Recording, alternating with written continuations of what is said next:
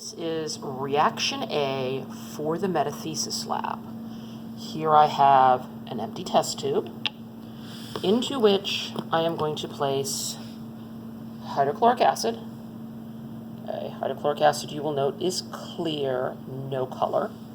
I'm going to put 10 drops into this test tube.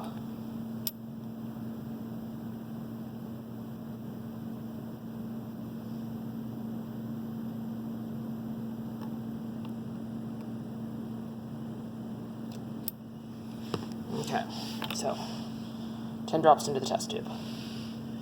Next thing it mentions is adding a universal indicator. Okay? Universal indicators provide color so that we can see pH changes.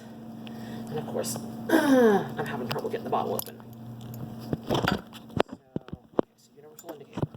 Okay, look at the color of the universal indicator in and of itself. When there is nothing added to it, it is a shade of green. All right, I'm going to add one decent sized drop to my hydrochloric acid. Okay, and swirl it around a little bit so I can actually get it to mix here. Okay, so now I have this color. All right. The next thing that you are supposed to do is add sodium hydroxide. So I have some 3 molar sodium hydroxide here. Okay, I'm going to flip this upside down. Okay, you should begin to see the color change. All right, those are the first few drops.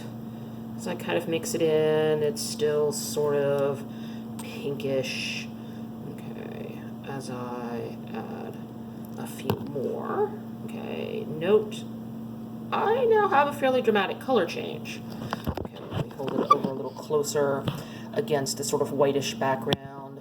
This is not black, okay? This is a shade of dark blue. If I were to actually put my fingers around the test tube here and feel it, I would discover that it is partially or somewhat warm.